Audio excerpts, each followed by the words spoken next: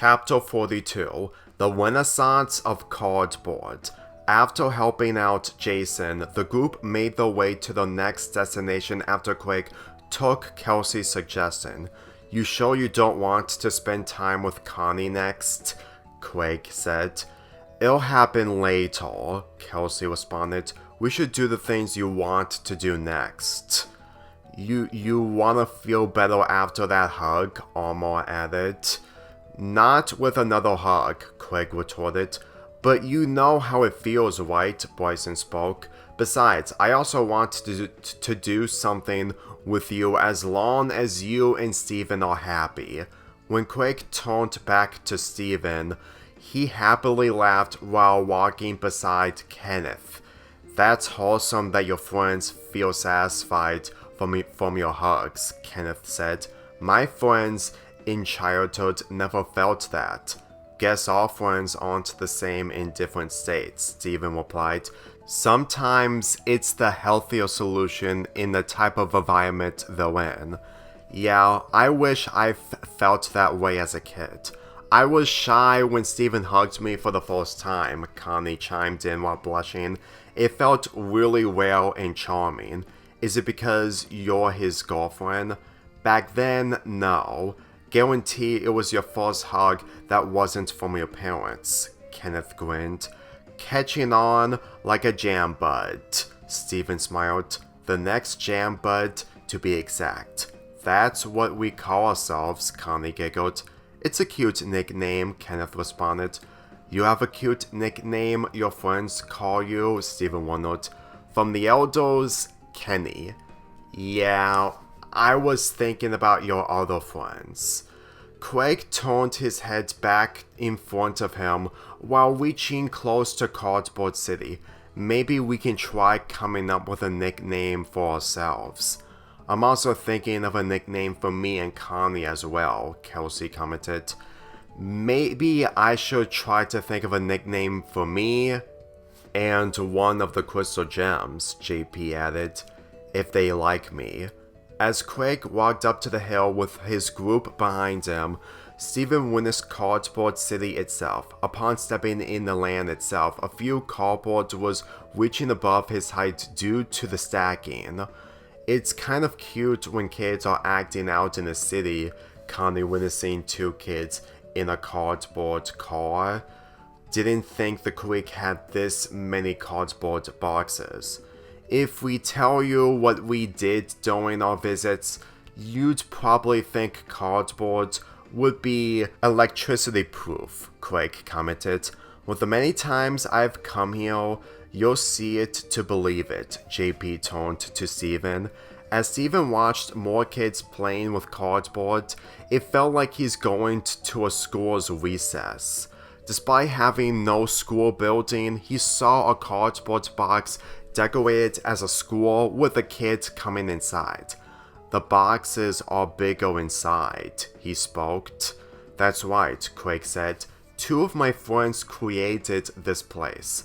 Kenneth witnesses a hill with kids in the boxes. I guess they had an open field open for business. Some cardboard insurance they have. Quake pointed at the two as Steven looked at the direction. Zoe and Carter Brown. From their outfits being made out of cardboard, he felt amused at first, but won't leave out the pride itself. Upon walking up to them, Zoe and Carter got their attention. Hello, Quake, Zoe smiled. Brought some visitors? Non-city people they are. Quake presented Steven, Connie, and Kenneth to her. How interesting. Carter walked up to Steven. You're not wrong for them being non-city people. I'm a beach person, Steven replied. And I'm mostly a beach person, Connie added. But I'm a college person, Kenneth added. So Cardboard City's one of the locations kids come to the creek the most, Steven smiled. Yes, we put so much passion for everyone to fit in, Zoe smiled. Do you have any more ideas on making Cardboard City bigger? Bryson asked. Carter took out his and Zoe's list from his pocket, opening it. a couple ideas, but with enough cardboard boxes, we can make the tallest cardboard building. We didn't lay out the idea on paper, but we're still working on it, Zoe said. As Steven looked in both directions, he felt that from where he came from, the view of the building would gain attention from more kids.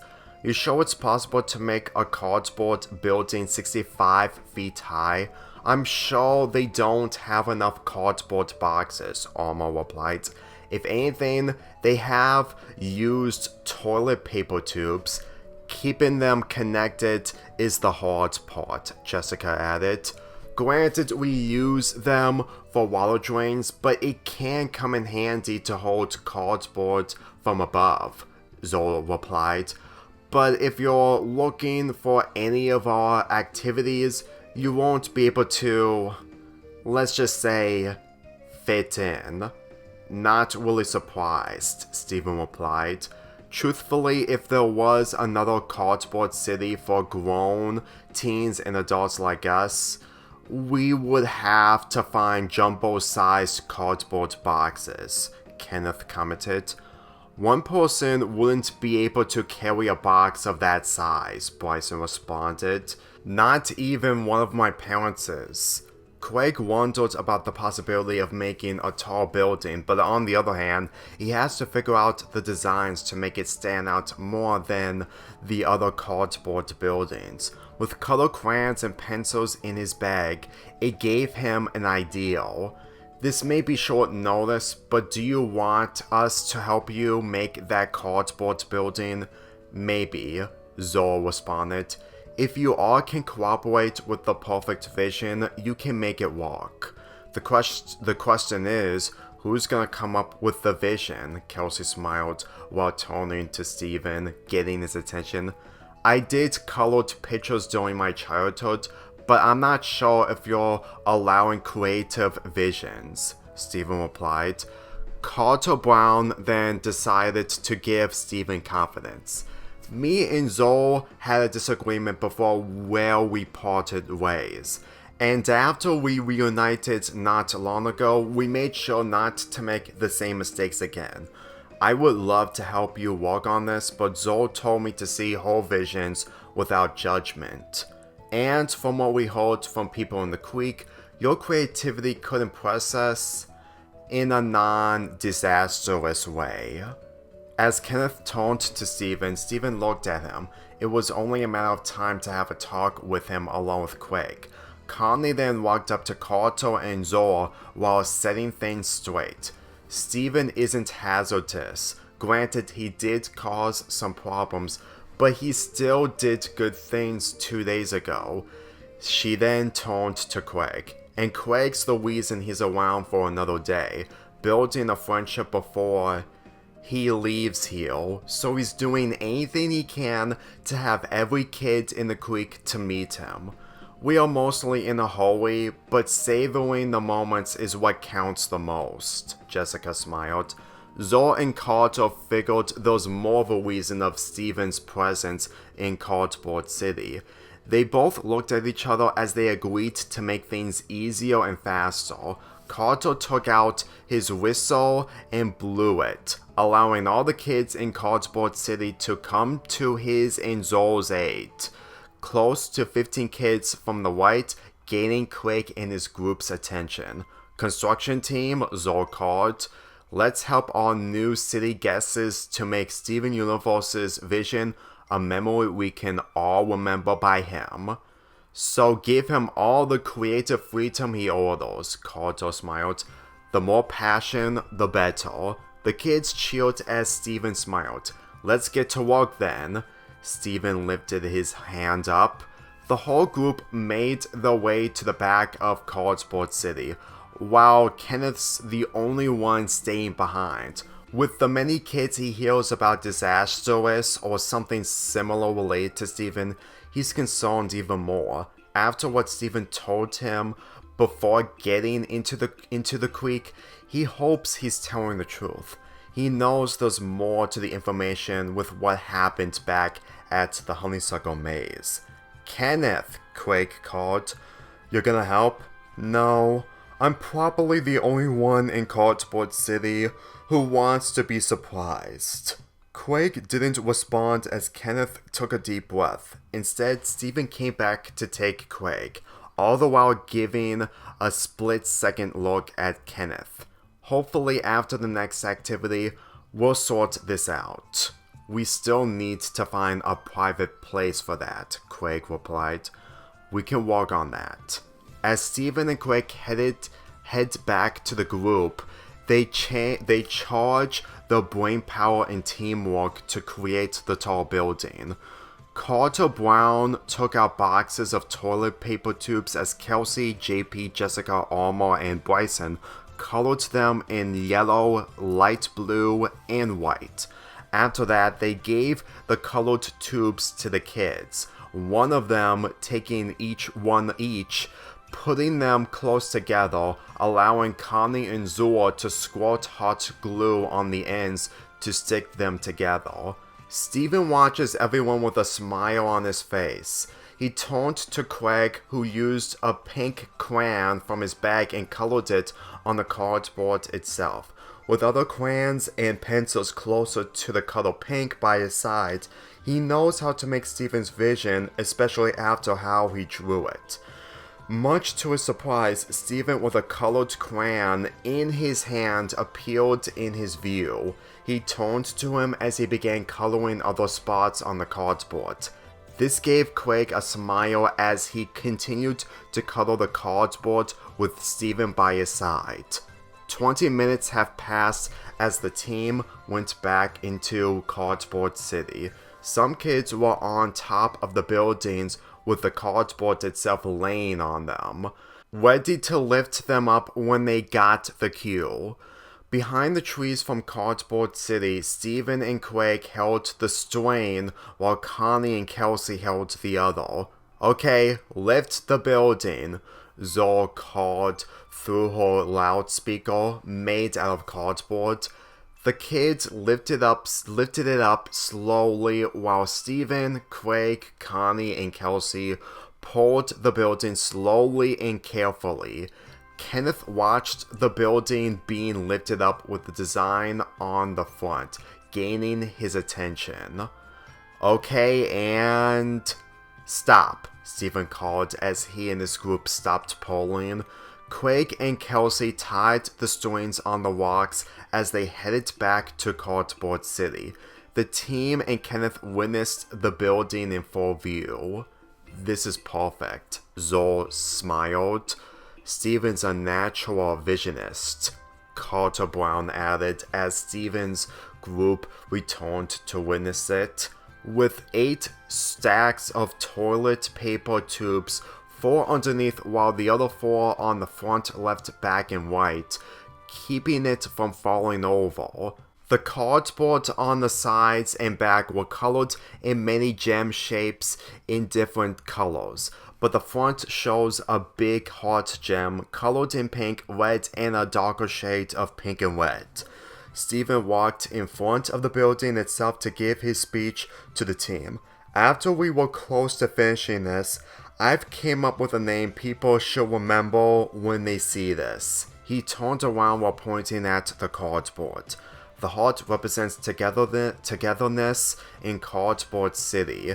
Not just working together as a team, but also friendship brings us closer. In our hearts, it's the motivation that makes our lives worth moving forward in. Steven then looked back at the team. I call it the Renaissance of Cardboard. The team cheered as Steven made his way to Carter and Zor. What do you think? It's more than perfect, Zor smiled. The moment I saw the shape, it suits Cardboard City better. I'm pleased that the support tubes showcase the colors you gave here, Carter added.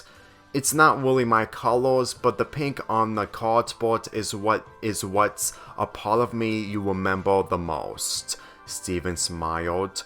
We'll make sure to have new visitors know your name. They will remember your name after the structure you created, Zor said as she and Carter stepped to the side. Your work here is done. Go back to your time in the creek. I will, and you go back to taking care of your city and people. Steven shook Carlo's hand while Connie rubbed on Zoe's head. As they left along with Quig and the others, Kenneth followed next to Quig with his hands in his pockets. I'll admit, Steven, Kenneth said, it's a great building and the name's perfect for Cardboard City. The city's gonna get bigger and bigger like every other city around the world, Steven replied. True. He then looked away. But still, I don't think you are what you say. He then took a deep breath while he turned to Craig again. His eyes haven't turned pink again, but knows when it happens again, it could lead to something odd, but possibly serious. Can we talk about this now? He turned back to him. After the next activity, Steven filled in, but we still need to find a private place. Kenneth figured out the only location that'll work between him, Steven, and Craig. I found a place. Maybe we can work that out by going to that location as our next activity. Okay, we can do that to save more time. In the back after heading out of Cardboard City, Craig took notice of Steven and Kenneth looking back at him. You sure a hug isn't the best time right now? Kelsey wondered. No, but I think the next activity could really benefit that to happen. Craig smiled. I really hope we find Cannonball and Sparkle Cadet soon. I'm liking where this is going, Bryson smiled. And not only that, he took out a picture of Slide the Ferret from his bag. Maybe I can add Slide the Ferret to the activity. You should offer that girl you met at ElderCon to join in, JP requested. Yeah, maybe I should.